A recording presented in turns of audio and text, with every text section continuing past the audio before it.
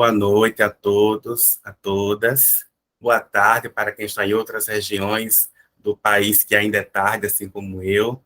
Eu sou o professor Nadson Araújo dos Santos, sou professor da UFAC, da Universidade Federal do Acre, membro do Grupo Gelite, pesquisador do Grupo Gelite, e hoje nós estamos reunidos mais uma vez, né, para realizar nossa última aula aberta de 2022. É um projeto que o Grupo Gelite já está no seu segundo ano, que realizam 2 anos, e nós realizamos aulas abertas, sempre com convidados, trazendo uma discussão em torno, né, das discussões bakhtinianas, na aula aberta.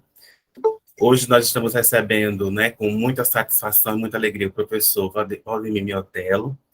Mas antes de apresentar o nosso convidado, quero passar, né, a fala para a professora Adriana Cavalcante, que é professora da UFAC, professora do Programa de Pós-Graduação em Educação do IPGE, e é líder do Grupo Gelite. Professora Adriana, fique à vontade.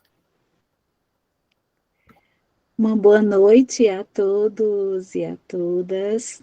É um prazer, né, imenso, como o professor Natsu já enunciou, em receber hoje, neste momento, nesta noite, né, um momento irrepetível, recebermos o professor Valdemir Miotello, né, para dialogar conosco sobre um tema tão relevante, né, nos dias atuais, sobre o medo do outro, a perspectiva da indiferença. Gostaria também de desejar a todos, né, um bom diálogo com o professor Miotello. É um prazer receber, né, pessoas de várias regiões do país, de vários programas de pós-graduação. Estamos aqui, Miotello, também entre colegas, entre alunos da graduação, da pós-graduação, mestrando, doutorandos, nesse momento também festivo, né, para o Grupo Gelite, porque estamos finalizando o ciclo de 2023. Então, eu passo a palavra a você, espero que em breve também você possa estar conosco, presencial, na nossa Universidade Federal de Alagoas, ou no Acre, né, lá próximo ao NADSO. Também agradeço a presença dos orientandos do professor Ornatso, dos alunos da UFAC. É um prazer estarmos em constante diálogo, né, nesses tempos tão difíceis, né, mas de resistência também. Então, eu desejo a todos um bom momento dialógico e eu passo a palavra ao professor Miotello. Gostaria de dizer também que o Wilton Petros, infelizmente, não pôde estar aqui conosco nesse momento, mas também manda, né, um forte abraço e os agradecimentos ao professor Miotello e a todos que estão aqui conosco. Obrigada.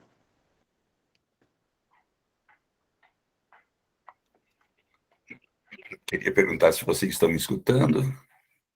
Sim, professor. É pena que a gente não consiga ver o rosto de todo mundo, né? Fica as câmeras fechadas, é um pouco complicado.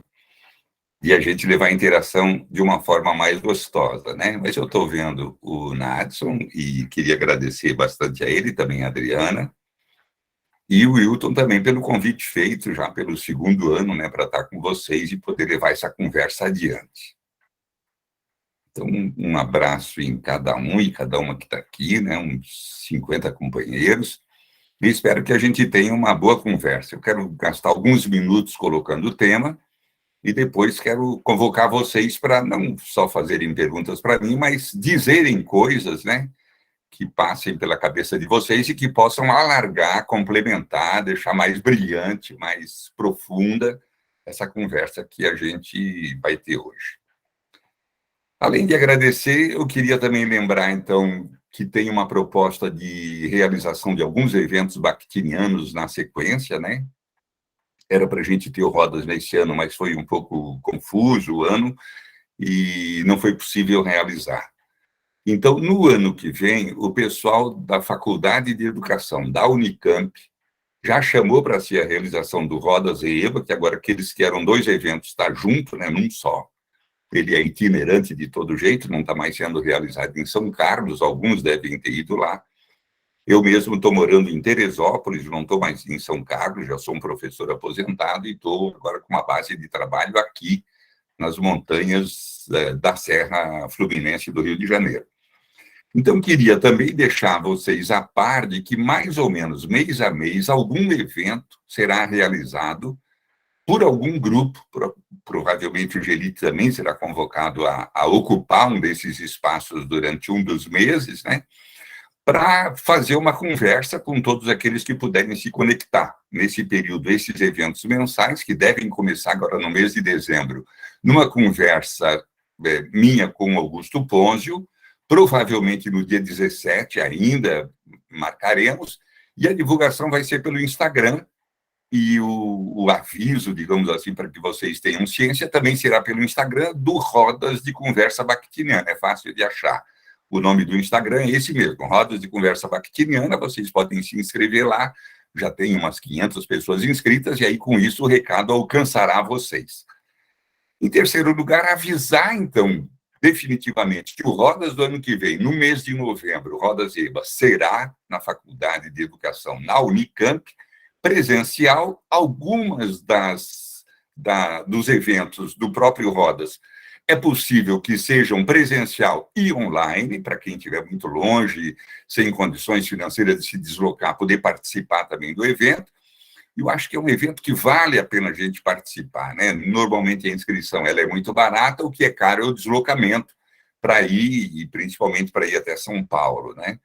Então, acho que vale a pena a gente ficar atento e participar.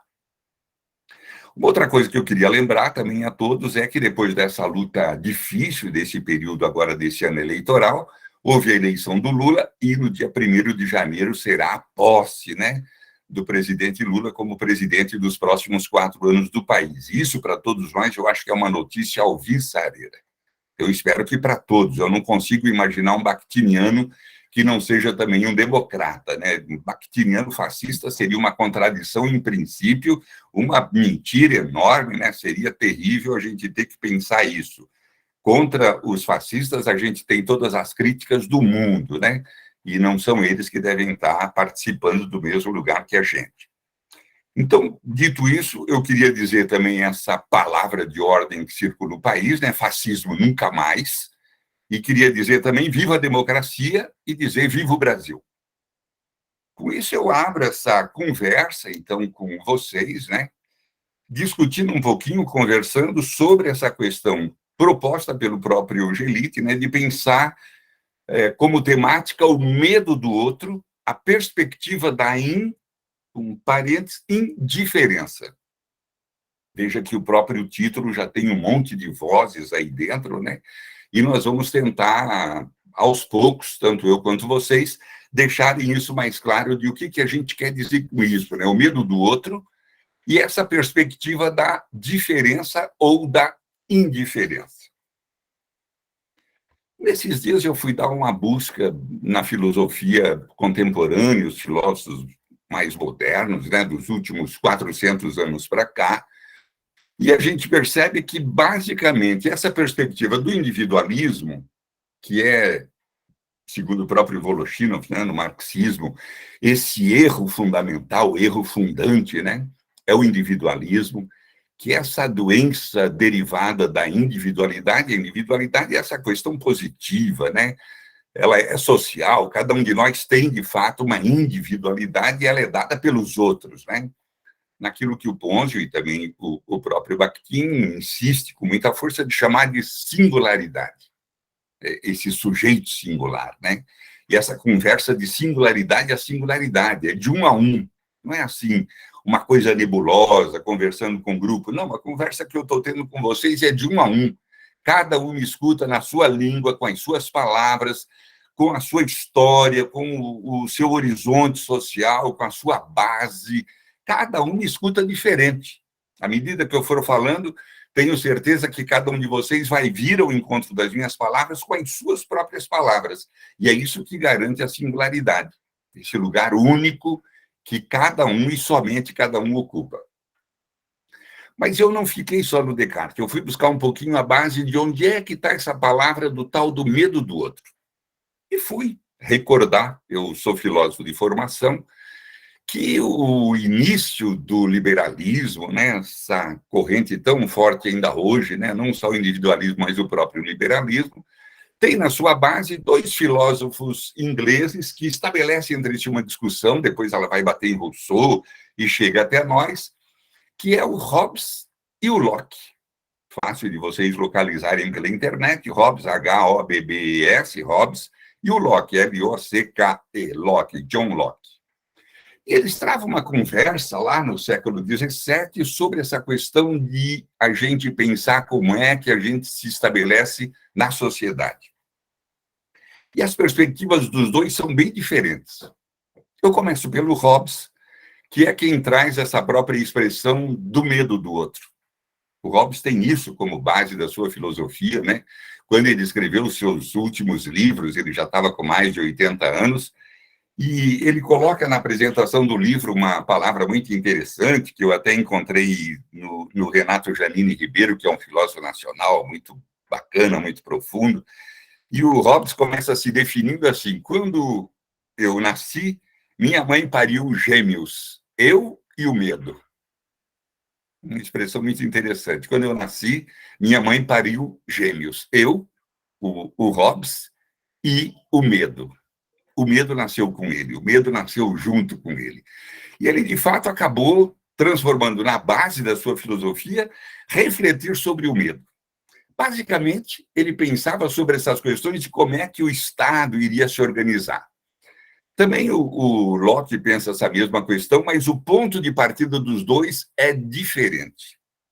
O Hobbes, então, ele pensa que o homem no estado anterior ao estado, a criação do Estado, né, o Estado moderno, o Estado contemporâneo, vivia num estado chamado estado da natureza. Era um estado natural do ser humano. E para Hobbes, no estado natural, o ser humano, o homem, eu, você, nós éramos maus. Porque então a gente achava que tinha que se defender do outro, defender as propriedades que tinha, defender o poder que tinha, e para não ser atacado pelo outro, que certamente, fatalmente, iria querer pegar essas nossas coisas, era preciso que a gente fosse bruto para ele. Ele descreve um pouco esse estado como a possibilidade de a gente ser um lobo para o outro. Cada homem é um lobo para o outro homem. O homem é um lobo para o outro homem. Portanto, o medo embasaria essa relação que a gente teria entre todos nós. A gente teria medo, porque o medo faria a gente se defender. Então, apenas uma coisa poderia livrar a gente do medo, que era a criação de um Estado forte, um Estado poderoso, que ele chamava de Leviatã, e que era um Estado com características absolutistas. Hoje eu quase diria fascista, que tivesse um único pensamento, uma única possibilidade que era definida pelo Estado, que colocaria todos nós debaixo do seu próprio domínio. E com isso, então, a gente superaria essa possibilidade de ter o medo um do outro. Ainda pego de Hobbes um pensamento dele que nos ajuda a compreender isso, onde ele dizia: os homens são incapazes de extrair prazer da companhia uns dos outros. Os homens são incapazes de extrair prazer da companhia uns dos outros, quando não há um poder que os mantenha respeitosos. Nós mesmos já chegamos a vivenciar isso algumas vezes, né? Quando, por alguma razão, as polícias fazem greve, ou o Estado não está com o seu poder forte, como agora, por exemplo. A gente vê o povo ir para a rua, ou ataca supermercado, ou cerca estrada, bota caminhão para cercar ruas, vai fazer manifestação na frente dos quartéis. Nesta hora é quando o Estado não está com esse poder forte que nos mantenha respeitosos uns com os outros, um grupo se coloca como forte, como dominador, como dominante, como lobo sobre o outro grupo. Isso a gente está vivendo agora. A ausência do Estado faz com que as pessoas se atirem para qualquer tipo de evento, de manifestação, de realizações que fatalmente vão trazer prejuízo para as outras pessoas. A falta da paz, e era um pouco isso que o próprio Hobbes também queria, é proporcionada por essa ausência de um Estado forte, segundo ele, né, na perspectiva dele, que faz com que a gente, então, não tenha, não alimente, não mantenha respeito um pelo outro. Portanto, o que caracteriza essa sociedade é a gente pensar, então, que o homem é um lobo para o outro homem. Essa frase tão conhecida do Hobbes, né? Porque diz que a gente, sendo igual, a gente consegue, com isso, estabelecer um regime de medo sobre o outro. Então, eu tenho medo do outro. Por exemplo, ele também dizia que eu tenho igualdade em força. Quando a gente olha para as pessoas, a gente vê que tem uns que têm mais força do que o outro. Mas ele dizia, mais de qualquer jeito, mesmo o mais fraco pode matar o mais forte. Porque tem uma arma melhor, porque é mais esperto, porque armou uma armadilha melhor. Então, mesmo aquilo que é mais fraco, ele pode ter uma força mental, uma força criativa, uma força instrumental para poder dominar o outro, não é só a força física. Então, isso faz com que as pessoas, mesmo os fisicamente mais fortes, ou mesmo aqueles mais poderosos, que têm mais dinheiro, que têm mais terra, que têm mais bens, que têm mais armas, eles também temam aqueles que não têm. Ou por conta da esperteza, ou porque os mais fracos conseguem se juntar em grupo e, com isso, dominá-lo e tal. Então, há uma igualdade de força. Os homens, segundo Hobbes, eles são iguais na força. Ele também diz uma outra igualdade que os homens têm, é a igualdade da prudência. O próprio Descartes, ele mesmo já dizia, né? Aliás, também pensando um pouquinho mais para trás, no livro O Príncipe a gente encontra isso, né? Parece assim que aquilo que cada um sabe, aquilo que cada um tem, o bom senso, por exemplo, era uma coisa que o Maquiavel falava, aparentemente todo mundo tinha de sobra. A gente sempre acha que falta bom senso para os outros, né? Mas sobra para a gente. A mesma coisa que o Hobbes dizia, prudência. Sobra para a gente, os outros é que são imprudentes. Nós não, nós sempre somos prudentes. Então, há uma igualdade na prudência, porque sempre a gente acha que é melhor do que os outros em termos de prudência, ou em termos de bom senso. A gente tem um senso melhor do que os outros. Mas quando a gente pensa, porventura, com outro filósofo, e agora eu trago Locke para a gente pensar um pouco com ele, a gente vê que essa perspectiva do Locke é um pouco diferente. Então, se eu trato o medo do outro na perspectiva do Locke, o ponto de partida do Locke é diverso. Enquanto que para Hobbes, vou repetir de novo, no estado natural, o homem é mau, ele é um lobo para o outro, ele quer dominar o outro, ele quer matar o outro, ele quer se apossar dos bens do outro, ele se sente livre de fazer isso. Para Locke, ao contrário, o homem no estado da natureza é bom. O ponto de partida é diverso. Então, se o homem no estado da natureza é bom, o Estado, a sociedade, a convivência de uns com os outros é que acabam nos tornando bons ou maus. Vou dizer de novo, o ponto de partida do Locke é um ponto de partida positivo. É de acreditar no homem. É de crer que o homem, individualmente, ele é bom. No seu estado natural, no seu ponto de partida, no seu nascimento, ele é bom. A sociedade é que pode estragá-lo, fazer ele mal, fazer um lobo, ou pode moldá-lo para o bem. Depois, o Rousseau, quando pensa essas mesmas questões, ele diz que é a educação que vai moldar as pessoas para o bem. É o conjunto de trabalhos que se faz para a constituição daquela pessoa educada que vai fazer com que aquela pessoa seja boa. E o próprio Rousseau se perguntava como é que o Estado pode estragar um sujeito, e advogava a força da educação como essa força que mantinha o sujeito como um sujeito bom. Bem, isso eu trago um pouco como curiosidade filosófica, né, para pensar que esse tema proposto pelo Gelite já é um tema pensado há mais de 500 anos, né, o medo que se tem do outro. E, no nosso caso, na perspectiva bakhtiniana, uma pessoa que tem explorado bastante esse tema tem sido Augusto Pôncio. Ele tem vários livros que tratam dessa questão. Aqui mesmo eu trago um, Procurando uma Palavra Outra, que é um livro que eu acho que vocês conhecem. Ele mandou para o Brasil em 2010, quando ele veio a primeira vez, e essa é uma questão que ele trata desde aquele período. O medo que se tem do outro. E ele advoga a possibilidade de a gente pensar isso diferente. E é nessa perspectiva, então, que eu vou entrar para começar a conversar de Bakhtin. Deixar o Hobbes e o Locke um pouco de lado, também Rousseau, e vou agora nessa perspectiva bakhtiniana. Como é que a gente vai compreender essa perspectiva do medo do outro?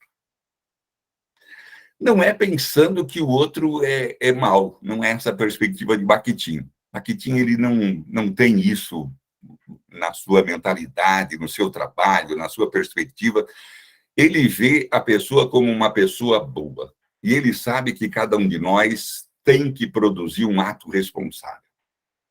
Eu vou ficar mais atento às questões que o Bakhtin coloca neste livro, para uma filosofia do ato responsável, porque acho que isso vai ajudar a gente a compreender melhor. Primeiro, a perspectiva bakhtiniana de pensar, de trabalhar, de advogar a nossa vida como uma vida bem vivida, e a segunda também para a gente poder aprofundar um pouco das questões que Bakhtin traz. Então, Bakhtin, nesse livro, Para uma Filosofia do Ato Responsável, ele vai levantar uma série de questões de que cada um de nós tem que produzir um ato responsável, tem que dizer a sua palavra, tem que se colocar no mundo, tem que responder ao outro, tem que responder à própria vida. Ele fecha o livro, eu trago isso lá para o começo da conversa, dizendo que isso é um processo ligeiro, tem que ser feito já, agora, urgente, porque a gente é mortal. Ninguém de nós vai viver para sempre para dizer para o outro: ô, Adriana, daqui 3.727 anos eu vou responder para você se eu vou dar essa fala ou não. Eu não tenho tanto tempo. Ô, Nadson, daqui uns 130 anos eu vou dizer para você essas coisas que eu estou dizendo agora. Não dá, não vou ter tempo para tudo isso. Por mais que a gente ache que vai viver 140 anos, mas como eu já tenho 70, não dá para esperar mais 130. É para dizer já. E o próprio Bakhtin percebe que todos nós temos muita dificuldade de dar nossa palavra, de responder o nosso, de fazer o nosso ato responsável, de vivê-lo na sua singularidade. E ele, então, nos alerta para essa urgência. E ele vai dizer, a gente, além disso, precisa ainda escapar de questões como achar que tem um ato que é igual para todo mundo, o tal do ato universal, né, que o próprio Kant advogava, o Bakhtin conversava com Kant, fazendo a crítica daquilo que o próprio Kant defendia, e essa era uma das questões, não há um ato universal, uma resposta que seja igual para todos. Não, ele vai advogar o ato que é singular. Cada um de nós tem que dar um ato que só você pode dar essa resposta, e mais ninguém. 2, ele também vai advogar que esse ato não é um ato teórico. A possibilidade de que esse ato teórico possa ser pronunciado por nós é que esse ato teórico tem a ver com a vida. Porque se é um ato teorético, que não tem nada a ver com a vida, que é apenas teoria, que não embasa nenhuma forma de viver, isso não serve para nada. Não serve para nada. Da mesma forma, ele pensa, não pode ser um ato que faça parte da ética geral. É preciso ser um ato que seja da resposta de cada um, da ética singular, do modo de ser singular, da vivência singular. Ele também pensa, também não pode ser um ato que se dá no conjunto das forças sociais, das forças partidárias, nos meus grupos de pesquisa. Não tem isso. Para Bakhtin tem que ser um ato que a própria pessoa, o sujeito enquanto único, o sujeito enquanto singular, é que vai responder. Não é assim, o meu grupo vai responder isso, o meu partido político, a minha classe social. Isso é muito grande demais, é abstrato, é teorético visto dessa forma. É preciso que tudo isso seja apenas uma base para que eu possa dar o meu próprio ato responsivo. E uma outra coisa que o Bakhtin vai dizer é que eu também não posso passar isso para ninguém. Eu não tenho álibi para dizer, eu vou passar para a Andréia, estou vendo aqui a Andréia, né? Ô, Andréia, você faça esse ato no meu lugar, não dá. Ô, Natália, vá você, não dá. Carolina, não dá. Aquilo que só eu posso fazer, e mais ninguém. Então, eu não posso passar uma procuração para alguém. Esse ato singular, ele não passa, eu não tenho álibi para passar para ninguém. Sou eu mesmo, no decorrer da minha vida, provavelmente todos os instantes da minha vida, eu preciso dar essa resposta da minha vida, que é responder basicamente o que é que eu devo fazer, que somente eu devo fazer. Essa pergunta é aquela que embasa isso que o próprio Bakhtin chamava aqui de uma filosofia primeira, uma filosofia moral, aquilo que é a garantia de que minha vida tem sentido. Constantemente todos nós nos perguntamos e ouvimos também as outras pessoas perguntarem, né, qual é o sentido da minha vida, para que será que eu existo, por que eu vim nesse mundo? E o Bakhtin vai dizer, para dar o seu ato responsável, para produzir esse ato responsável. Só você pode responder, só você pode dar esse ato, e mais ninguém. É coisa que não se pode passar para uma outra pessoa. Então, quando a gente chega nesse ponto, Bakhtin foi tirando da frente a possibilidade disso ser teorético, disso ser universal, disso ser da ética geral, do todo mundo, disso ser da ordem do direito, que é aquela coisa da impessoalidade, disso ser das forças sociais. Ele foi tirando tudo isso da frente e foi dizendo, olha, agora não tem mais jeito, é você com você. E quando a gente está com a gente mesmo, então, ao menos duas alternativas ainda se apresentam. Uma, eu me colocar em relação com outra pessoa. E o Bakhtin vai dizer isso, esse é o momento da alteridade. 2, eu achar que eu sozinho dou conta da minha vida. Eu sozinho, num processo de individualismo. Então, eu tenho duas alternativas. Ou eu me coloco na relação com o outro, alteridade, ou eu apago o outro e acho que eu sozinho, encarando a minha vida, dou conta da minha vida, eu sozinho me basto. O próprio Bakhtin construiu uma ideia bastante interessante, muito singular, que ele repetiu algumas vezes nos vários escritos dele, que era esse processo do individualismo, é como se eu me puxasse de um banhado pelos meus próprios cabelos, como se eu me construísse a mim mesmo. Eu dou conta de fazer a minha própria vida ser do jeito que eu quero. Eu sou mais eu não preciso de ninguém. Esse é um erro que a modernidade nos ajuda a construir a toda hora, né? Parece que nos dando voz e vez de a gente fazer acreditar que não precisa dos outros, ou que a gente não precisa de nenhuma relação. E o Bakhtin, eu acho que essa é a força que ele nos traz, todo o seu trabalho tem isso como base, nos provoca para dizer, a gente sozinho não é. O próprio eu já é um presente do outro. Olha, vou dizer de novo, o próprio eu é um presente do outro. A singularidade de cada um é dada pelo outro. Se não houver essa relação eu-outro, eu nem sei quem eu sou. Eu olho para vocês e penso, sou alguém que está professorando, sou um professor, estou fazendo uma fala, estou dando uma palestra. Mas se eu olhar aqui para o lado, e a minha mulher está aqui, vou pensar, sou o marido dela. Veja, cada pessoa me constitui de um jeito. Se eu pensar dos meus filhos, vou pensar, eu sou pai. Se eu pensar nos meus irmãos, vou pensar, eu sou um irmão. Veja, o outro diz quem eu sou. Eu não posso dizer que sou avô. Os meus filhos não têm filhos. Eu não sou avô. Por mais que eu queira ser avô, eu não sou. Não depende de mim. É desta relação, eu, meus filhos e os filhos dos meus filhos, que eu posso me constituir como avô. Enquanto eles não tiverem filhos, eu não posso ser avô. Há uma impossibilidade. É isso que o Bakhtin diz, essa relação alteritária, que se dá sempre numa relação, ela se dá em comunhão, é ela que me constitui. Se os meus alunos olham para mim, eles me dizem, professor. Se eu vou no mercado, a caixa diz, é um comprador.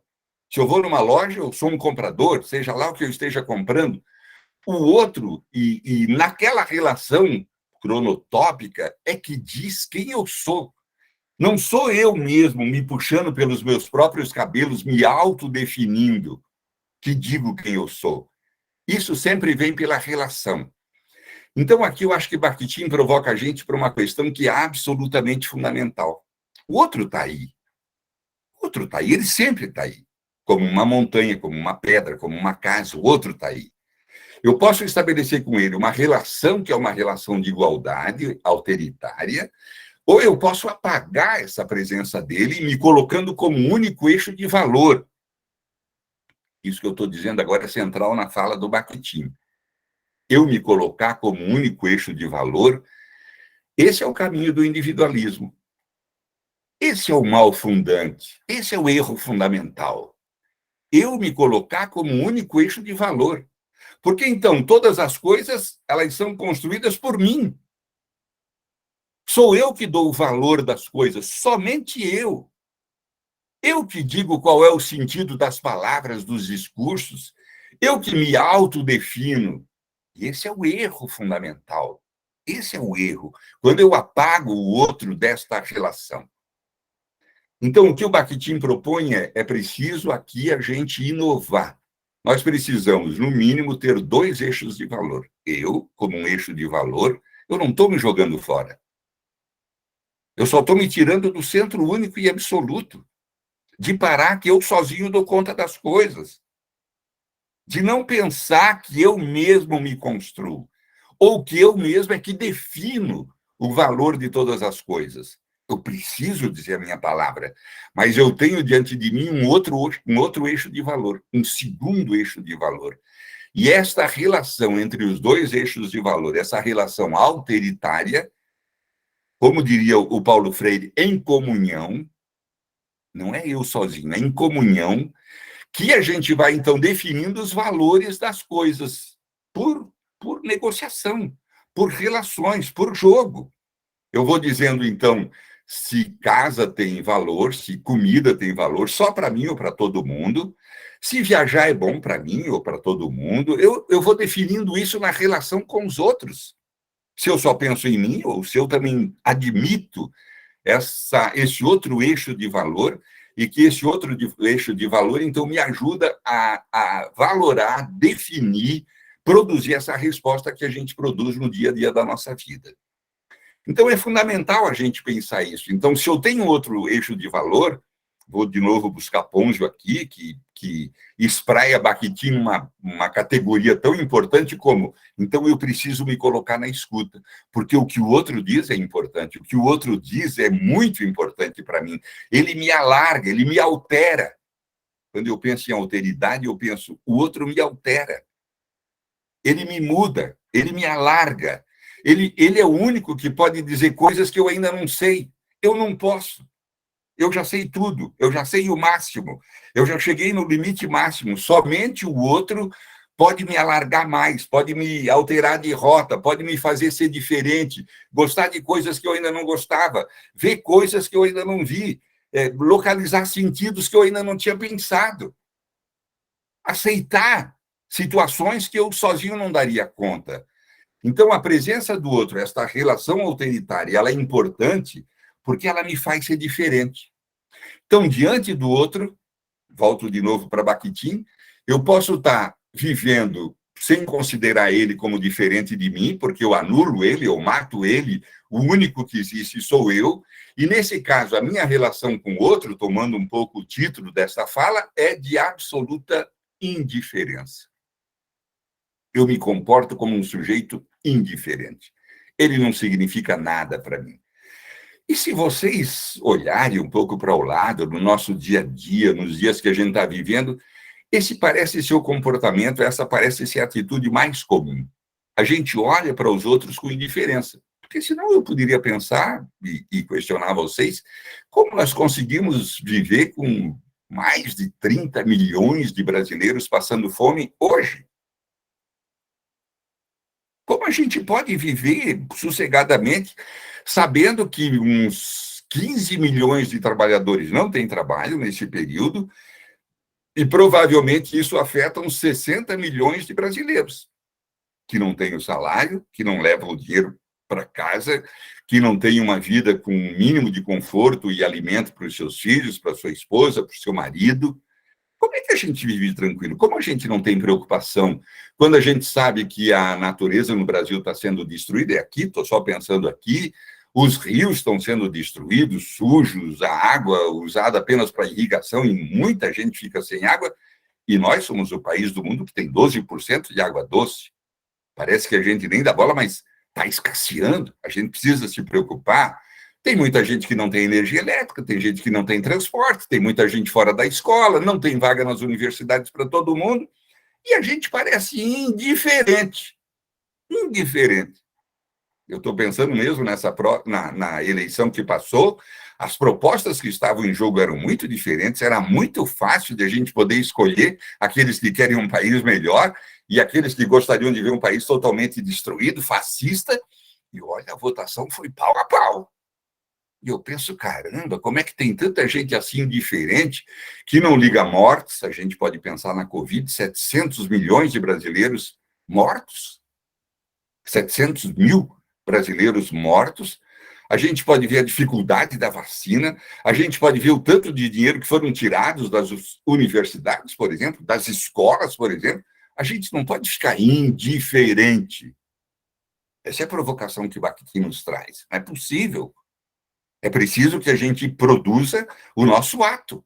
E o nosso ato diz, diante de nós, tem um sujeito que é diferente, que não é eu, que é o outro. Eu sou o único eu do mundo, não tem dois eu. E quem pode me livrar dessa prisão, dessa cadeia que o eu produz comigo, é o outro. Somente o outro pode me tirar dessa cadeia inescapável. O eu é uma prisão.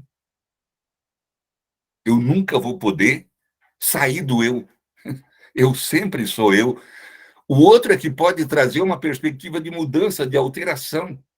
Então, a gente precisa encarar o outro como diferente e se colocar diante desse outro diferente como um sujeito não indiferente. Acho que é isso que a gente tem que guardar dentro da nossa alma. Diante de nós está um sujeito diferente, ele é em tudo diferente de nós. Qualquer um de vocês, em tudo é diferente de mim. Eu não sou igual a vocês em nada. Essa é a minha fraqueza, mas ao mesmo tempo esse é o meu poder. Essa é a minha pobreza, mas ao mesmo tempo é a minha riqueza. Porque eu tenho para oferecer para vocês um sujeito totalmente diferente de cada um de vocês que está aqui. Ao mesmo tempo, cada um de vocês também tem a diferença para oferecer para mim. Veja, normalmente nós somos levados a pensar que a gente tem que ser igual aos outros. A gente, às vezes, quer imitar, a gente quer copiar cabelo, roupa, a gente vai na moda, aquilo que é oficial, a postura, o comportamento, aquele rebanho, né, que um vai com o outro e tal, e tentamos ser igual ao outro. O nosso esforço tem que ser para a gente ser diferente. E ser diferente porque eu me esforço para ser eu mesmo, mas eu mesmo na relação com o outro. Acho que essa é a provocação que a gente precisa ter. Bakhtin, nessa questão, vou até buscar no livrinho para ler para vocês aquilo que ele mesmo provoca, né? Nesta relação, ele diz que é preciso que cada um de nós tenha essa relação com o outro, que é uma relação, na página 128 do Para uma Filosofia do Ato Responsável, de um interesse desinteressado. Olha que interessante para plagiar o Bakhtin, né? Eu preciso me relacionar com cada um de vocês mantendo um interesse, uma não indiferença interessada. Interessada. É preciso ter uma postura ativa. Eu não tenho que fazer um ar blasé, como se eu não quisesse nada com vocês. Não, eu preciso ter um interesse. Eu preciso mostrar interesse nessa relação, porque eu preciso. Eu não estou pensando que é vocês que precisam de mim. Não, eu estou pensando que é eu que preciso de vocês. A diferença de vocês me interessa. Aquilo que vocês pensam diferente de mim, o modo de vocês olharem o mundo diferente de mim, as opções diferentes que cada um de vocês faz, me interessa muito. É o único jeito de eu ver o mundo e as coisas de um jeito diferente de como eu vejo. Então, vocês podem me libertar dessa prisão do eu, do local onde eu vivo, do modo como eu sou, da minha cabeça já pronta. É vocês que podem me alterar. Bakhtin diz mais ainda. É preciso também que eu demonstre uma atenção amorosamente interessada. Olha, isso é muito forte em Bakhtin. Quando ele vai pensar essas questões da diferença e da indiferença, ele pensa que a gente tem dois caminhos. Eu digo que são questões metodológicas, né? Caminhos para a gente poder chegar no outro. Um é o caminho do desamor. O caminho do desamor é esse mesmo caminho do individualismo. É quando eu tento transformar tudo numa meleca só, tudo numa coisa só, tudo no mesmo, fascisticamente pensando. Os fascistas sabem disso muito bem. Tudo é o mesmo, tudo é igual. Eles odeiam o diferente, eles querem destruir o diferente, eles querem anular o diferente. Todo mundo tem que ser gado. Isso nós ouvimos esse tempo todo. O ser igual, o seguir na mesma toada, vestir a mesma camisa, dizer as mesmas palavras, pensar da mesma forma e, de preferência, de uma forma una, que não seja plural, de uma forma singular, singular no sentido de uma voz só, único jeito de compreender as coisas, não aceita o diferente, não quer que o diferente prospere, não quer que o diferente siga adiante, não, tem que anular o diferente. Quem faz isso é o desamor. O ato fascista tem essa tarefa, de desamar, de anular aquelas possibilidades que são diferentes. Estou pensando, por exemplo, as relações do Estado nesses últimos anos com os grupos indígenas, para não pensar conosco, pensar com os grupos indígenas. Nem 1 centímetro a mais, nem uma terra a mais, vamos anular, vamos produzir genocídio, deixa eles sem vacina, faz com que os grandes agricultores ocupem, invadam essas terras. Tudo isso é um pensamento de desamor. A gente pode pensar com relação a uma questão que nos é muito própria, muito cara, a universidade. Em vez de pensar universidade para todos, vamos começar a ouvir. Ninguém precisa fazer universidade, nem todo mundo precisa fazer universidade. Universidade não é para todos. E a gente ouve isso saindo da boca de ministro da Educação. Não é um cara qualquer, um bêbadozinho qualquer falando num boteco. Não, é o ministro da Educação dizendo isso. Para que fazer universidade? Nem todo mundo precisa. Isso é só para alguns. Sim, para aqueles mesmos. Os filhos dos burgueses, aqueles que querem dar um lustro na sua mão sem obra. Não uma universidade que ajuda a gente a produzir uma mão de obra, seja ela para o trabalho, seja ela para a vivência, para a família, para qualquer, seja com mais, para o que quer que seja com mais brilho. Para que universidade? Ao contrário, se a gente ouve a voz de todo mundo, diz: eu entrei na universidade, eu fui o primeiro da minha família a me graduar, eu fui o primeiro da minha família a poder fazer o mestrado, eu fui o primeiro da minha família a poder fazer o doutorado, eu sou o primeiro da minha família a virar professor universitário, a ter um emprego assim assado. Essa é a diferença quando a gente se comporta de uma forma não indiferente. Então, pensar de novo, Bakhtin está dizendo, eu preciso ter diante do outro um interesse desinteressado. Por que esse interesse desinteressado? Porque eu não quero me aproveitar do outro. O outro não está aí para ter uma função para mim. Eu não quero tirar o couro do outro, eu não quero usar o outro, eu não quero que o outro tenha alguma função na minha direção. Quando eu penso também no outro, eu preciso voltar a dizer isso. Eu tenho um interesse nele e esse interesse é desinteressado. Desinteressado quer dizer, eu não estou pensando que ele tem que ter uma função para mim. Augusto aqui cunha uma categoria muito interessante quando ele diz assim, aquilo que marca o humano é a infuncionalidade. O humano é infuncional, ele não presta para nada, ele não serve para nada. Eu não tenho que pensar que o humano serve para alguma coisa. O humano não serve para nada. Como a gente diz assim, obrigado. De nada, por nada.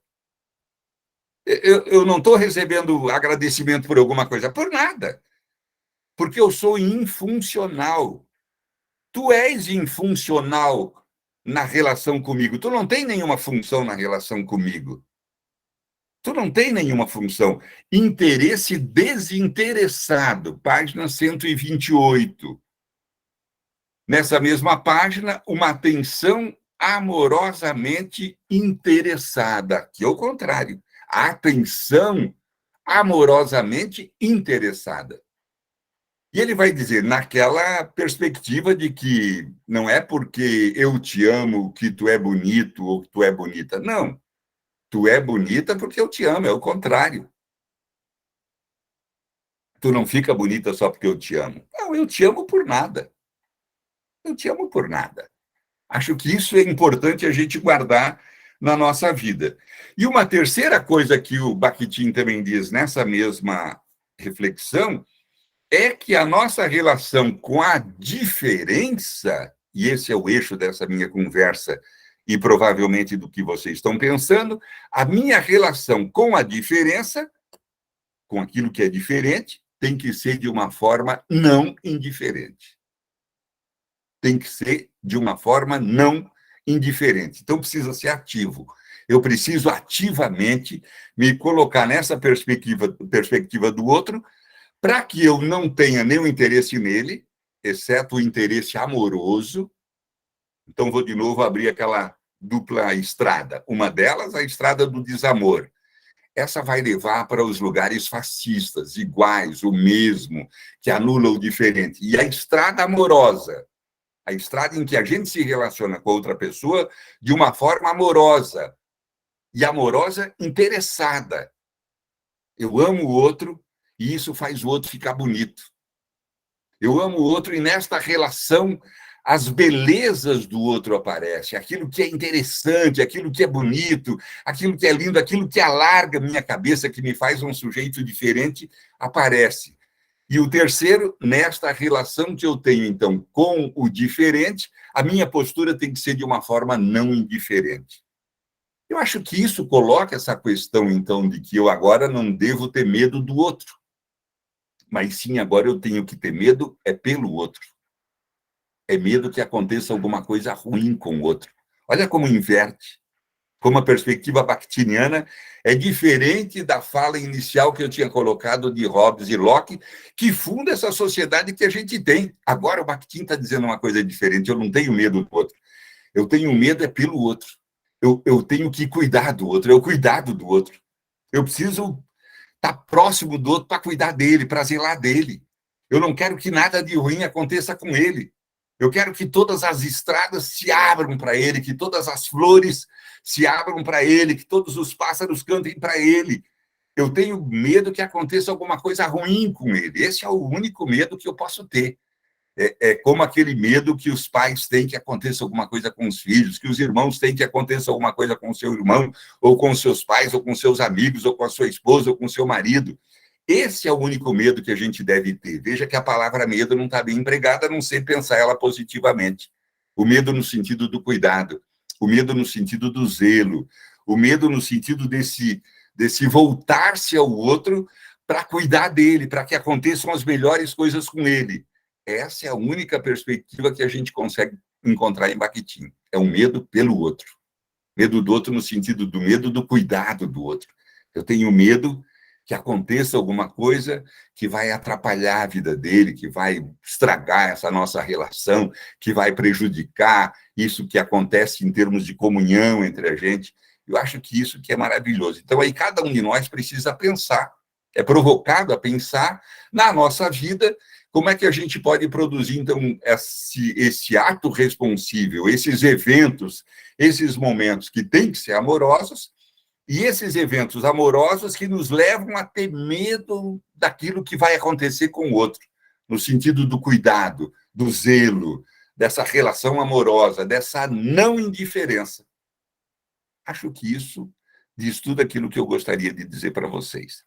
Eu abro agora a conversa, devolvo para o Nadson, né? Não para que vocês perguntem para mim, mas para que vocês também digam coisas que podem nos ajudar a pensar como nessa sociedade contemporânea a gente pode produzir eventos amorosos que nos ajudem a perceber a diferença que a gente tem com o outro e que o outro tem com a gente, mas que, no entanto, não nos causa medo, mas que essa diferença alarga a nossa cabeça, faz eu e o outro melhor e nos ajuda a viver melhor. Queria escutar vocês, então. Obrigado, Nadson, Adriana, o Wilton e o Gelite todo. Muito obrigado. Obrigado, senhor, professor Miotello, né, por sempre, né, nos trazer, né, ensinamentos valorosos, né, nessa perspectiva bakhtiniana. Enquanto o senhor falava, alguns colegas colocaram alguns comentários, né, a partir da sua fala, né, foram também trazidas algumas contribuições. Eu vou ler aqui alguns, e também, nesse momento, na aula aberta, para quem está a primeira vez aqui conosco, se você desejar dialogar conosco, você pode levantar a mão, né, e a gente vai...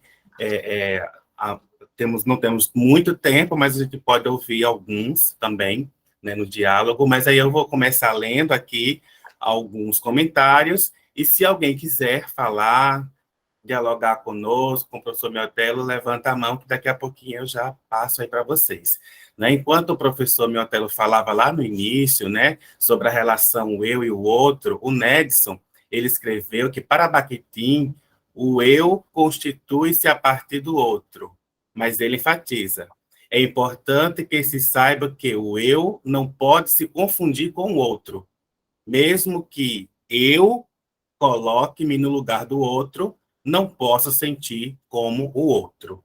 Né? Isso foi uma contribuição, uma colocação do Nets. Professor, à medida que eu estou lendo, se você quiser também comentar, fique à vontade. Viu, professor Mentel? Eu posso dizer alguma coisa rapidinho? Eu vou tentar Pode, ser fique à rápido para que vontade. mais gente fale. O próprio Paulo Freire diz que em algum momento a gente pode colocar o outro dentro da cabeça da gente. Isso aí eu posso abrir mão de eu mesmo dizer minha palavra. A vida prática nos mostra que sim, eu posso ser oprimido, eu posso aceitar ser oprimido, que é uma pena. Eu preciso dizer a minha palavra, é isso que o próprio Bakhtin insiste. Quando eu digo a minha palavra, eu me liberto, eu me coloco no mundo, eu construo a minha singularidade. Essa é a minha tarefa, eu não tenho que abrir mão disso. Mas em algum momento eu posso. O próprio Bakhtin, naquele livrinho O Espelho do Outro, ele diz assim: em algum momento eu posso sentir uma excedência de outro na minha vida. Tem outro demais na minha vida. A relação tem que ser autoritária, não é para dominar, mas é possível. Então, quando tem uma excedência do outro, o outro manda demais na minha cabeça, eu ajo como piolho andando pela cabeça do outro e não pela minha. Então, a gente tem essa dominação, essa opressão. É preciso se libertar. Também a gente tem que evitar que eu é que seja o excedente, que haja um excedente do eu, porque nesse caso o autoritário sou eu, o dominador sou eu, o cara escroto sou eu, e tenho certeza que não é o que cada um de nós quer ser.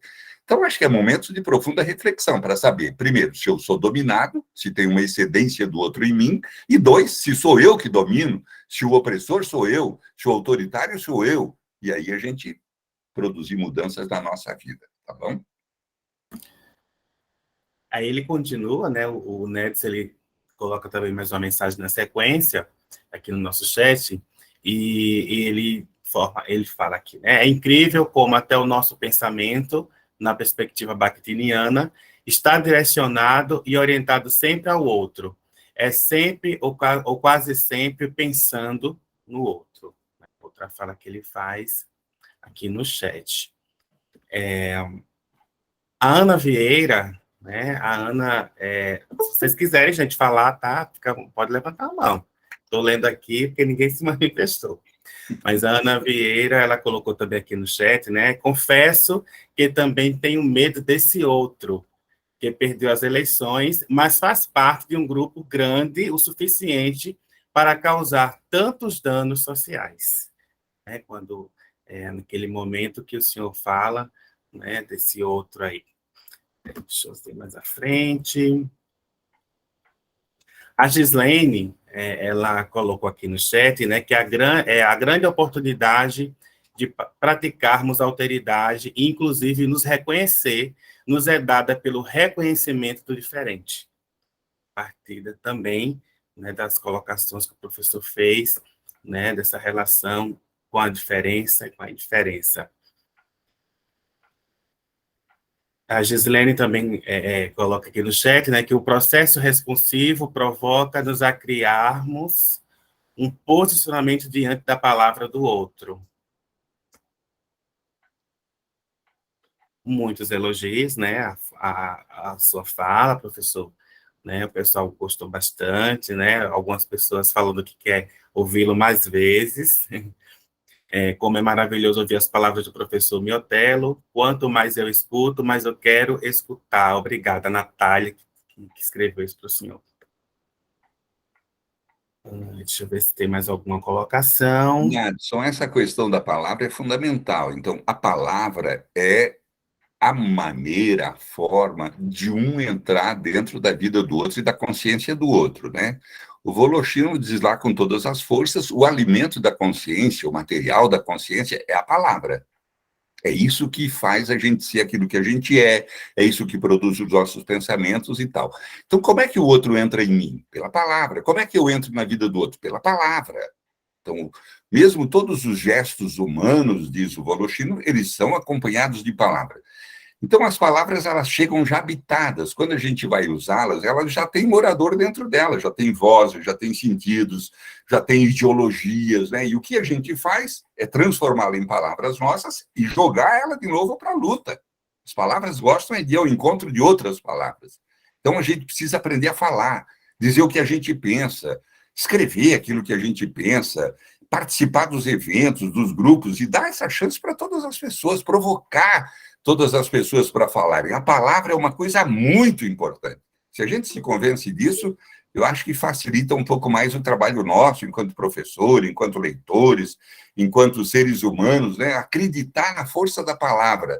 Não acreditar que a gente só tem que papagaiar a palavra que os outros dizem. É pela palavra que eu digo o que eu penso. Essa tem que ser a nossa insistência. Dizer para o outro o que eu penso. O outro pode pensar diferente. Eu não vou precisar bater no outro, nem matar ele, nem arrancar pedaço dele. É essa diferença que a gente tem que aprender a conviver. Ela não anula, ela não mata. Parece que a gente vive numa sociedade que, se eu penso diferente, eu tenho que morrer. Os fascistas precisam me matar. O que nós advogamos é que a vida tem que ter continuidade e viva a diferença. É isso que a gente precisa. Conviver com a diferença de uma forma positiva, autoritária. Tá bom? Manda lá, Nadson. A Natália levantou a mão. Opa! Vocês conseguem me escutar? Muito Sim, bem. Natália, à vontade. Sim. Eu gostaria de pontuar, depois que o professor Neotero falou, sobre a questão do discurso do outro e o discurso do outro como me constitui. Que eu não consigo pensar o outro quando ele não consegue proferir o discurso, quando ele não tem a responsividade. Aí pensar nisso é também pensar eu me constituindo como pessoa e como o outro se constitui também como pessoa nos discursos proferidos. Isso, e o Voloshino, Natália, ele ainda nos diz que eu compreendo a palavra do outro indo ao encontro da palavra do outro com a minha palavra. Esse é um processo interessante, que cada um de nós deve conseguir compreender. Eu compreendo a palavra do outro, não é diretamente, ela não entra diretamente na minha cabeça. Ela entra na minha cabeça revestida pela minha palavra. Então, Voloshino ainda diz assim: portanto, quanto mais palavras eu conheço, quanto mais termos, quanto mais eventos, quanto mais realidade, para eu ir ao encontro do outro com um leque de possibilidades, mais eu vou compreender a profundidade, as nuances, aquelas pequenas tintas que o outro está trazendo para mim. Agora, se eu só tenho, lembrando um pouquinho daquela frase já conhecida, né? Para quem só tem martelo, tudo no mundo é prego.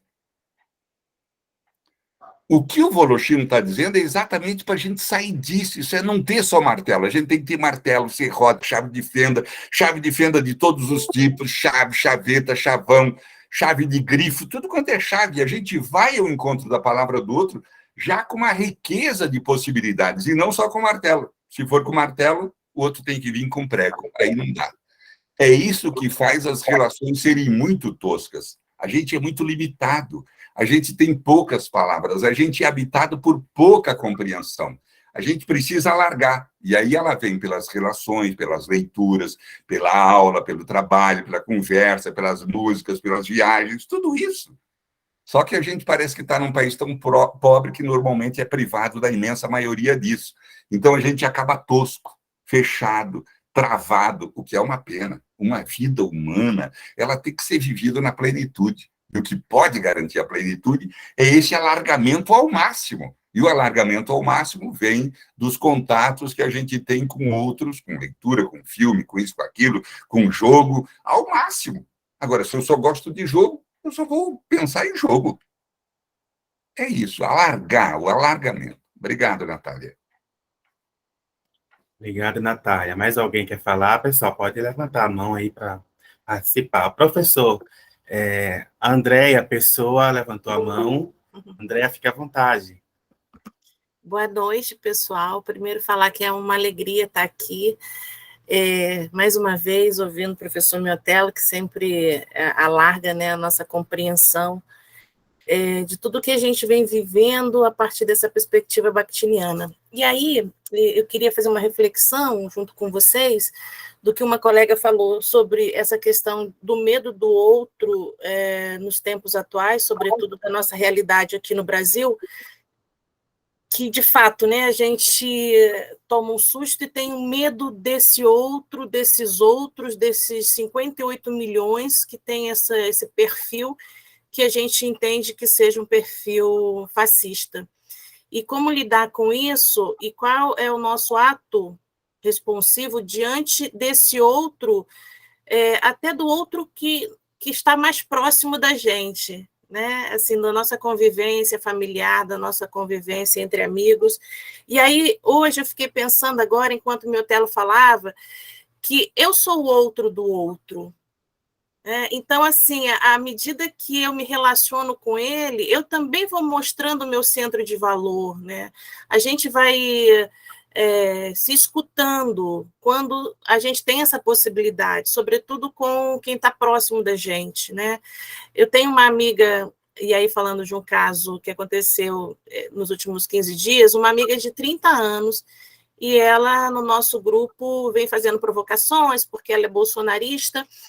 E aí eu entro na conversa, na relação com ela, me coloco, envio coisas para ela. Eu acho que ela está aí nessa tal da midiosfera, né, nessa bolha de desinformação. E o meu marido diz sempre: nossa, você tem muita paciência. Nossa, como ela é burra, nossa. E eu fico pensando, gente, é minha amiga de 30 anos. Né? Eu não posso simplesmente, enquanto ato responsivo meu, de uma amiga, ela é minha amiga, aquela coisa, ela se constitui, né, como amiga porque eu digo que ela é minha amiga, então eu tenho uma responsabilidade com essa amiga, eu não posso simplesmente achar que ela é um caso perdido, ou que, por que não ouvi-la também, para, de repente, não, ela não é tão fascista assim como eu estou pensando, ela é uma pessoa que está sendo manipulada, enfim. Então, acho que nesse exercício que a gente faz sobre o outro me constitui, é pensar também que eu me constituo com o outro, mas eu sou o outro do outro. Né? Isso me deixa com o coração mais quente, assim, com a possibilidade de estar nesse ato responsável diante desses outros que estão muito próximos da gente. Era essa reflexão que eu queria fazer. Obrigada. E, Andréia, sempre a gente acredita que é possível mudar, né? Porque a gente acredita que a gente mesmo muda. Pouco, vai mudando, mas a mudança é contínua, ela vai se dando, tal do alargamento, novas compreensões e tal. Acreditar na educação também é isso, é acreditar que a educação vai produzindo mudanças nas pessoas. Enquanto estava falando, me lembrei do Mandela, que dizia: ninguém nasce com preconceito, vai adquirindo preconceito no decorrer da vida. Ninguém nasce extrema-direita. A educação que os pais dão, os vizinhos, a família, os bairros, as cidades, depois as escolas e tal. Mas muito dessa extrema-direita que a gente está vivendo, e nem são esses 58 milhões, isso foi na votação, sabe?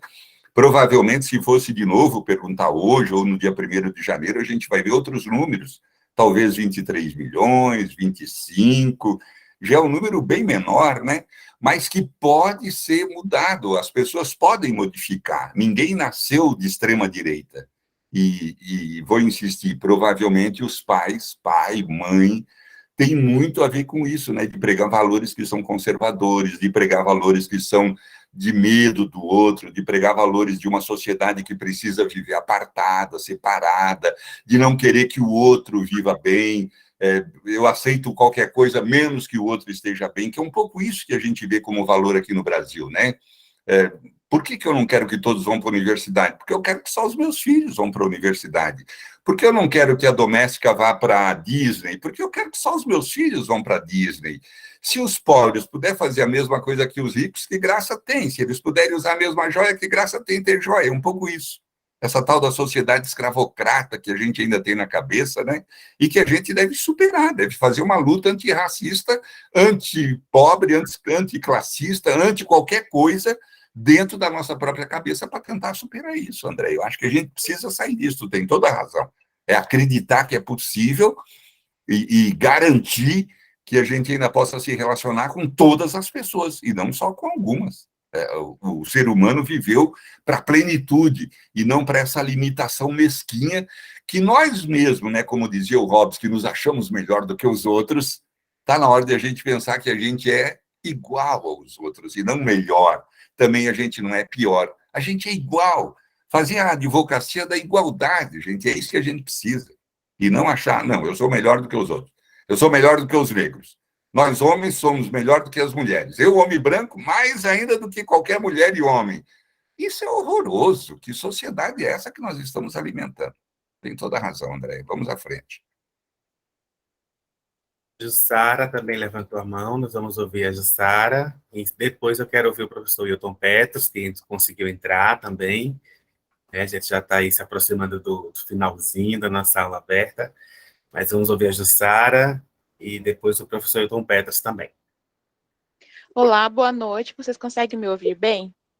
Muito bem. Sim. Obrigada. Bom, pessoal, eu sou Jussara. Recentemente defendi a minha dissertação no último mês de setembro. Eu sou mestra em estudos culturais aqui pela Universidade Federal de Mato Grosso do Sul. E eu sou grata pela oportunidade, né? E a minha pergunta ao professor Miotello, ela é um pouco metodológica. Como eu estou me embrenhando nos caminhos da análise do discurso, eu gostaria, se fosse possível, o senhor dar uma luz para nós a respeito de como analisar o discurso do outro, contrapalavreando o discurso dele, sem reforçá-lo, ter esse cuidado para não reforçar a palavra do outro. Essa é a minha pergunta. Muito obrigada. Jussara, o próprio Bakhtin, lá no Estética da Criação Verbal, ele vai falar sobre o texto e vai dizer que a gente, quando lê um texto, tem que ler o texto com mais profundidade e alargamento do que o próprio autor deu conta de escrever, porque a gente vai compreender a voz do autor e mais a nossa. Logo, o texto vai estar maior, né? Na última página do Marxismo em Filosofia, quando o Voloshino fala do próprio trabalho acadêmico, né, e acho que você está um pouco preocupada também com o trabalho acadêmico, escrever artigo, pensar como compreender a palavra do outro e tal, ele vai dizer que um jeito de a gente compreender a palavra do outro é tentando fazer uma descrição do tal do estado da arte. O que os outros dizem? O que o Péchet diz? O que o Foucault diz? O que o Bakhtin diz? O que o Faraco diz? O que a Beth Bright disse? O que o Ponzio disse? O que o Geraldi disse? A gente pode ir atrás do que aquilo que as outras pessoas estão dizendo sobre isso. Bakhtin vai dizer, está perfeito, mas esse é um pedacinho do trabalho. O que tem que ser dito mesmo é aquilo que você pensa sobre aquilo que você tem que dizer. Você vai conversar com Marx, com Bakhtin, com Miotello, com quem quer que seja, mas você vai conversar dizendo a sua palavra. Eu não sou um analista de discurso e também nem acho que Bakhtin seja um analista de discurso. Ele quer compreender como é que a palavra do outro vira uma palavra minha, como é que isso muda a minha vida. Essa é a preocupação de Bakhtin. Quando ele vai estudar literatura, é para tentar ver como é que essa relação autoritária, eu, outro, também se dá na literatura. E, por exemplo, ele foi estudar Dostoiévski e percebeu que Dostoiévski era um autor diferente. Não era um autor que comandava os outros, que dava ordens para os seus heróis, que os manietava, assim, como se eles fossem aqueles bonequinhos que têm as linhas apenduradas, né, em que a ideologia do autor é que está funcionando na boca dos heróis, mas o próprio Bakhtin viu que o Dostoiévski, ele construía essa visão autoritária, em que ele cutucava o outro e se colocava na escuta. Era isso que aquele autor fazia. Então, a própria literatura, e isso interessava a ele, não que história estava sendo contada e tal, mas como é que era essa relação autor-herói e o outro dentro da literatura, e ele percebeu que ali havia uma polifonia, ali havia uma sinfonia de vozes, né? Uma orquestra de vozes tocando, não só a voz do tal do autor, do Dostoiévski, mas também a voz de cada herói, de cada sujeito que aparecia aí. O Dostoiévski cutucava e o herói falava. Ora, isso o Bakhtin pensa da própria palavra. Então, é preciso a gente escutar a palavra dos outros, compreender os sentidos que elas estão trazendo, aquele tema que está sendo produzido, né? O tal do gênero do discurso, a que gênero aquela palavra pertence. Mas, mais do que isso, o que a gente está querendo saber é o que é que a Jussara pensa sobre esse tema que ela está tratando. Como é que você vê? É a sua palavra que é importante. Diga a sua palavra. Se eu tivesse que descrever Bakhtin em 2 palavras, eu diria que ele é aquele sujeito que diz, diga a palavra. Isso ele diz para cada um. Então, se tiver que analisar alguma coisa, Jussara, é para que você diga a sua palavra. Você pode trazer o que os outros disseram, no sentido de alargando, mas não adianta escapar, não tem álibi. Eu quero ouvir o que você tem para dizer sobre aquilo que você está tratando. Tá bom? Certo, muito obrigada, professor. Eu que agradeço. Nadson, com você, Nadson. Professor Wilton Petros. Wilton Petros, ele é doutorando do PPGE da UFAL, é membro do Grupo de Elite, né? Um dos coordenadores também aqui do evento, junto comigo, a professora Adriana, da aula aberta. Ele teve um probleminha no início da nossa aula, mas conseguiu entrar, e eu quero também ouvir o professor Wilton Petros. Fique à vontade. Estão me ouvindo bem? Bem. Eu quero agradecer, antes de tudo, a presença do professor Miotello aqui conosco. É uma honra, professor, te escutar e ser escutado por você. Acho que passaríamos aqui a noite inteira escutando o professor falar. É muito bom falar de Bakhtin, porque, na verdade, Bakhtin fala sobre a vida, né? Bakhtin fala sobre a relação entre eu e o outro. Eu não sei se o professor Nedson está aí ainda. Está aí, professor Nedson? Vamos ver se ele está aí. Ele está conectado. Então, o Nedson Nogueira está aí. Nedson, nós participamos do programa PIBID quando fizemos, né, Nedson, o curso de letras, professor Miotello. E naquela época, naquele curso, naqueles dias, nós estávamos escrevendo memórias literárias para os nossos alunos. Era mais uma coisa, a escola queria levar mais para uma questão técnica, mas o Neto já era bem bakhtiniano, ele estava aprendendo ainda. E, na verdade, nós estávamos ali para escutar o outro, e não apenas escutar uma palavra técnica, né? Eu estava lendo aqui este livro, professor, A Escuta como Lugar do Diálogo, você deve conhecer bem. Tem aqui uma epígrafe que diz: nos ocupamos da possibilidade de uma palavra a outra, uma palavra livre. Trata-se da liberdade da palavra em relação à liberdade de palavra. Então, quando as crianças, os jovens escreviam aquelas memórias literárias, nós percebíamos uma dificuldade muito grande em dizer, né? Porque nós não somos ensinados a falar, né? Nós somos ensinados a calar, principalmente por um princípio, muitas vezes religioso. Eu vim desse meio, minha família é de base muito religiosa, graças a Deus não são bolsonaristas mais, mas na igreja nós somos ensinados muitas vezes a silenciar, sobretudo as mulheres, né, sobretudo as crianças. Então, pode ser que esse respingo ainda apareça dentro da sala de aula, né, porque nós estamos ainda muito envoltos nessas questões ainda religiosas. Vejam o que diz aquele que chamavam de presidente, Deus acima de tudo, né, que eu nem sei mais, nem me preocupo mais em decorar essas coisas, ou os discursos de sua esposa. Recentemente ela veio aqui em Maceió, discussando que não olhassem para o esposo dela, olhassem para ela e suas atitudes, porque ela era uma mulher de Deus. Então, algumas coisas, vejam, uma tentativa de silenciamento aos erros do seu esposo, ou uma tentativa de fazer calar ou de sombrear as atitudes do Bolsonaro.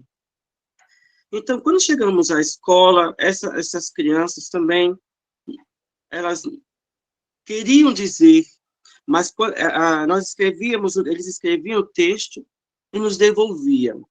Quando eles nos devolviam, nós pegávamos, líamos, porque nós queríamos escutar com responsabilidade aquelas crianças, e a gente observava que eles não diziam tudo, porque nós temos limitações. E algumas palavras, algumas partes do texto, nós percebíamos algumas deixas ou truncamentos que aos nossos olhos não eram erros. Aos nossos olhos eram convites daquelas crianças a dizer: agora, professor, diga sua palavra, o que você quer que eu diga mais aqui? O que você quer que eu fale mais aqui? Então, eu e o Netson colocávamos bilhetes naqueles textos. Por que você não fala mais sobre este rio? Existia um interlocutor interessado, então, a provocar a palavra daquele sujeito, a escuta, e nós não queríamos apenas plagiadores das nossas palavras, mas que eles dissessem as suas palavras, suas palavras próprias, mesmo que sendo palavra de outros, porque nós estamos cheios de vozes, né? Ao final, para resumir isso tudo, nós tivemos um evento brilhante, porque ao passo de muitas semanas de devolução daquela palavra, nós dizíamos: queremos ouvir mais. Diga mais, fale mais, queremos escutar mais. Nós tivemos textos brilhantes, textos de crianças que não sabiam se colocar, não sabiam escrever, não sabiam o que dizer, mas existia alguém ali impulsionando aquela palavra, né? Existia ali alguém convidando a dizer a sua palavra. Obrigado, professor, mais uma vez por sua presença aqui. E já fica o convite para o ano que vem de novo. Tô doido. Tem mais gente no país, homem. Enquanto você estava falando, Wilton, enquanto você estava falando, o Nadson estava falando também. Ele estava escrevendo aí as coisas que você estava dizendo, Nadson. Você não leu, mas vai ler depois. Ele estava dizendo: é isso mesmo, é a escuta, a gente provocava e tal. Eram duas vozes aí enunciando essa postura tão fundamental, né? Que eu disse que o Bakhtin dizia assim, que é preciso a gente ter uma atenção amorosamente interessada. Atenção amorosamente interessada. Essa tem que ser a postura desse sujeito que está diante do outro, né? Do professor diante dos alunos, do marido diante da mulher, da esposa diante dos filhos, do vizinho diante do vizinho.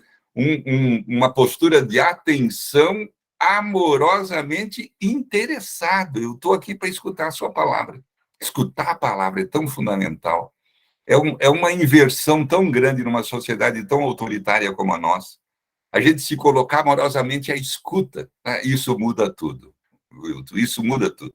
Se a gente souber fazer isso na sala de aula, tendo uma postura bonita, interessada amorosamente, uma metodologia boa de trabalho, provocando o outro para dizer a palavra dele, ficando na escuta, nossa, a gente vai ter ganhos fabulosos.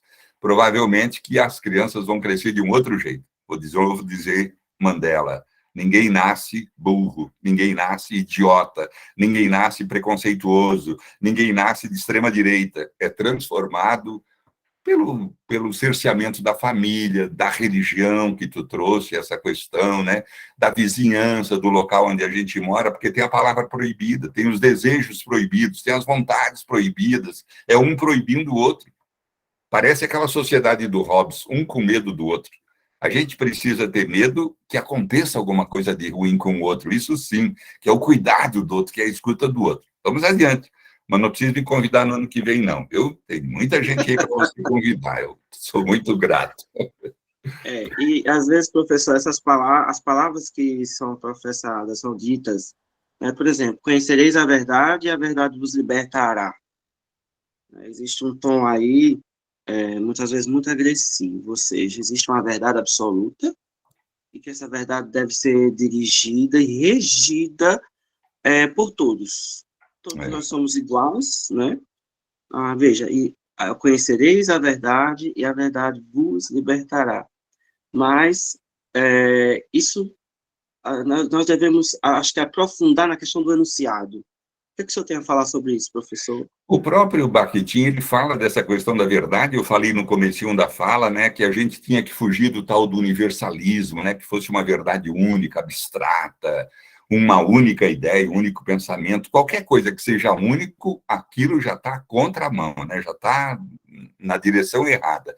O Bakhtin trata da verdade abrindo duas estradinhas. O Bakhtin gosta de duas coisas, duas palavras, duas vozes, no mínimo, né, duas pessoas e tal. Ele também apresenta duas possibilidades da verdade. Uma que é essa verdade ístina, que é aquela verdade absoluta, única, uma só. E ele vai dizer, esta verdade, como abstrato universalista, ela só vai ser verdade se ela se realizar no concreto, na relação entre as pessoas. E essa verdade da relação entre as pessoas é a verdade právida, é aquela verdade da relação, aquela verdade construída entre eu e você, Hilton. Eu e você. Nós temos uma verdade entre nós, que é diferente da verdade que eu tenho com a Andréia, que é diferente da verdade que eu tenho com a Jussara. A verdade também é de um a um. Não tem uma verdade única para todo mundo. Era contra isso que o Bakhtin também se colocava. E tenho a certeza que o próprio Jesus também. Conhecereis a verdade, ele estava falando muito mais dessa coisa divina, mas não de uma verdade que oprime, que impõe, que prende. Esse não seria Jesus, esse seria o demônio, né? Exatamente o oposto de Jesus. A verdade liberta, a verdade não oprime. Se está oprimindo, é porque não é verdade. Obrigado, Wilton. Professor, Eu muito obrigado. queria aproveitar a sua fala, porque a Ana, eu vi que a Ana escreveu uma coisinha aqui dizendo, é bacana dizer a palavra e tal, mas como é que a gente diz isso na dissertação, né? Não foi, Ana? Cadê a Ana? Deixa eu achar ela por aqui, porque ela escreveu isso. Ela está aqui em algum lugar. Muito bem. Eu Oi, acho sim, que... professor. Sou eu. Ei, Ana, como vai? Tudo bem. A Ana Vieira passa a fala toda escrevendo, ela fala junto, ela não perde tempo, não, ela quer dizer a palavra dela, com toda razão. Eu penso que seja a dissertação, ou uma carta, ou um zap, ou um telefonema, ou um encontro fortuito na rua entre qualquer duas pessoas, é preciso que a gente diga a nossa palavra. Também na dissertação, também na tese, também em qualquer artigo, também nessa fala. É preciso a gente dizer aquilo que eu penso, com a minha entonação, com a minha voz, com a minha vida. Eu tenho que empenhar minha vida nisso que eu estou dizendo. Então, também na sua dissertação. Portanto, a primeira coisa é que a gente faça um trabalho bem feito, de pesquisa, de leitura, as leituras daquilo que os outros autores disseram, outras pessoas que também trabalharam com as mesmas questões que eu trabalho também disseram antes de mim, fazer uma pesquisa bem feita para a gente não ficar papagaiando a mesma coisa que outros já disseram. Conversar com eles, separar aquilo que eles disseram e conversar com eles, e conversar e eu dizer a minha palavra, escrever a dissertação, a tese do meu jeito, o artigo com a minha cabeça, com o meu jeito, único, inusitado. Às vezes a gente se esforça para repetir o que os outros já disseram, ou usar a mesma estrutura que os outros já usaram. Acho que a gente tem que inovar. Eu sou um sujeito único, não tem um outro Miotello antes de mim, e nem vai ter um outro depois de mim. Logo, também os meus trabalhos têm que ser diferentes, as minhas escritas têm que ser diferentes. E a forma de escrever, Ana, também tem que ser uma forma pessoalizada, a forma de cada um. Eu não preciso escrever na terceira pessoa, claro que talvez vai ser uma briga contra o seu departamento, contra o seu programa e tal, mas eu acho que deve travar essa luta, porque você escreve de um jeito que só você sabe escrever, você não tem que se anular para escrever um trabalho que é seu. Por que você vai escrever foi-se a campo quando quem foi a campo foi você? Concluiu-se que, quando quem está concluindo é você. Eu concluo que, se não quiser botar o eu, escreva, concluo que. Às vezes eles acham que tem eu demais. Mas para que eu vou precisar escrever um trabalho se não tem eu? Eu não sou um ghostwriter que vou escrever como se eu fosse uma outra pessoa. Então, eu acho que as universidades, as academias, os programas ainda precisam passar por um choque de Bakhtin para entenderem que o trabalho que a gente tem que apresentar para a tese ou para a dissertação é um trabalho que tem que ter a cara da pessoa que está defendendo, e não uma cara qualquer, uma cara pasteurizada, apastelada, abestalhada, abobalhada. Eu quero que no meu trabalho vá a minha posição, vá aquilo que eu quero defender, como nessa fala que eu estou fazendo. Então, Ana, tem que enfrentar. A academia, ela está aberta. A academia é plural. Eu também faço parte da academia. A Andréia, que está aqui, também faz parte da academia. A Adriana, que está aqui, provavelmente. E vários outros professores que eu nem conheço fazem parte da academia. A academia não é una, ela não é uma cara só, ela é plural. Eu, por exemplo, não vou convidar para as minhas bancas, agora eu não tenho mais banca, também não quero mais ir em banca, não tenho mais alunos. Mas eu nunca convidei nenhum sujeito que seja um opositor teórico daqueles trabalhos que os meus alunos faziam. Eu não sou trouxa, eu que nasci morto, eu vou levar aqueles sujeitos que me ajudam a aprofundar aquilo que a gente está discutindo, e não que vá para lá dizer o oposto daquilo que a gente está discutindo. Ah, isso aí, Bakhtin diz, mas se fosse Saussure, eu estou cagando e andando para Saussure. Eu lá quero saber o que é que Saussure diz, até que quero, mas não para aprofundar no trabalho. Eu quero levar para as bancas aqueles sujeitos que vão aprofundar aquilo que a gente está pensando, que vão trazer vozes cada vez mais profundas. O próprio Bakhtin dizia, penetração profunda.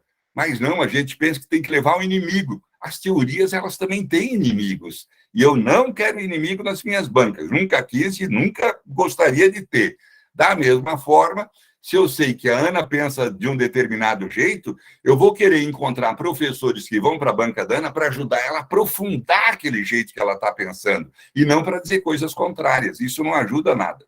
Então, acho que a academia ainda precisa passar por um enfrentamento, nós é que temos que enfrentar, e é dizendo a nossa palavra, não é de outro jeito, não, é dizendo a nossa palavra, e ocupando os cargos, ocupando os lugares de poder. Às vezes a gente tem um pouco de receio dos lugares de poder. Não, a gente tem que ocupar os lugares de poder. Eu trabalhei na UFSCar e eu fui candidato a vice-reitor da UFSCar. Se tem lugar de poder, a gente deve tentar ocupar. Eu perdi, não ganhei, mas fui diretor da área das humanas. Fiquei 4 anos como diretor das humanas. É um lugar de poder. Aqui eu posso acelerar um pouco a mudança da Universidade Federal de São Carlos. Peguei o poder num período interessante, que foi aquele do Reúne, Lula, muito dinheiro, abertura de novos cursos, contratação de professores.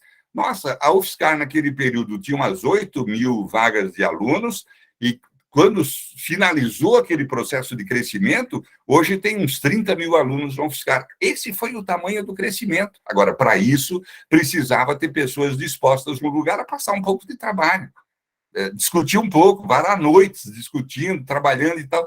Então, às vezes, eu acho que a gente que está aqui também tem que lutar para ocupar esses lugares de poder. Ele é muito importante ir para uma escola, ser diretor da escola, trabalhar nos sindicatos, ir para partido político, mesmo nas igrejas, viu, Wilton? Ocupar lugares de destaque para tentar levar isso para um lugar libertador. Nós somos libertários, nós não somos a favor da opressão.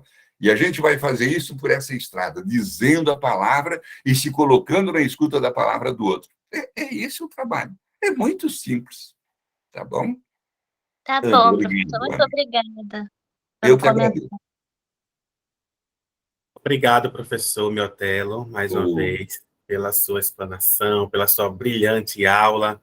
Aqui no chat, só elogios, aplausos, né? Poderia ser diferente. Boa. Agradecemos a todos que acompanhou, né, que estavam aqui conosco, os alunos da UFAC, da graduação, da pós-graduação, da UFAL e de tantas outras instituições, né, como no início nós conversamos aqui, de vários estados do Brasil. Né? Então, essa é a nossa última aula aberta desse ano, né? No próximo ano teremos aí outros momentos, né? Com outros colegas também, como disse o professor Miotelo, no nosso canal no YouTube. Nós temos, né, algumas aulas abertas que foram gravadas, inclusive uma aula com o professor Miotelo, né, nós temos lá no YouTube. Visitem, né, nosso canal, assistam lá também, participem. No nosso Instagram, a gente sempre coloca a agenda do GELIT, as ações, quando é live lá no YouTube, quando é aula aberta, que é mais esse formato aqui, com um número menor de pessoas, fechado, para que a gente realmente consiga realizar esse diálogo, né? Então, eu quero agradecer a todos vocês, e eu quero passar nesse momento, novamente, para a professora Adriana Cavalcante, que é líder do grupo GELIT, para encerrar a sessão, também com a sua fala de finalização aqui do nosso evento. Adriana, se você me permite, 2 coisinhas. Uma, eu acho que é importante a gente ler as obras do Círculo, ler as obras do Círculo, tá? Não fujam dos livros. É o jeito de a gente conversar com Bakhtin e a sua turma, é lendo. O jeito de a gente se encontrar com um autor que está longe ou já morreu, é lendo a obra dele, especulando o que ele fez, o que ele disse e tal. Leiam as obras do Círculo, Voloshinov, Medvedev, Bakhtin. Leiam profundamente. Deu muito trabalho traduzir tudo que já tem traduzido. Eu mesmo participei de algumas traduções para uma filosofia do ato, eu mesmo ajudei a traduzir com o meu grupo e tal. Então, as obras estão aí, a Sheila tem ótimas traduções, né? Geraldi traduziu um livro de Voloshinov muito bacana. Vão à caça, leiam tudo. O tempo é curto, tem que ler. 2, acho que isso é importante também, né? Que a gente veja que isso que o Bakhtin está dizendo é para a nossa vida, não é uma teoria para a gente ficar teorizando lá na universidade. Lá a gente usa como um lugar para mudar a própria vida da universidade e das pessoas que lá estão. Mas essa mudança começa pela nossa vida, pela minha vida. Quando eu começo a aprender a dizer a minha palavra, eu escutar a minha própria voz como se fosse uma palavra outra, e eu me colocar na escuta da palavra do outro, e eu tentar entender como é que a palavra do outro vai virar a palavra minha. Como é que aquela riqueza que o outro está dizendo pode melhorar a minha vida. Essa é a preocupação que cada um de nós precisa ter. Senão, gente, vocês vão ouvir 259 palestras de Bakhtin, mas não acontece nada na vida de vocês. Aí vocês me poupem, né? Que eu tenho mais o que fazer. Tá bom? Obrigado.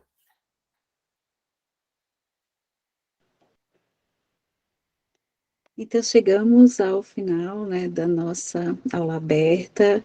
Obrigada, professor Miotello, né, por tantas reflexões, né, que foram postas aqui a partir do pensamento bakhtiniano, né, esse convite, né, o uso da palavra, né, a nos colocarmos no lugar, né, do outro, e também essa escuta sensível ao outro, e nos colocarmos no mundo, né, a partir de todos os ensinamentos e reflexões, né, que a teoria bakhtiniana tem nos feito ressignificar, né, olhar diferente as relações, olhar diferente também o nosso lugar e o nosso estar no mundo.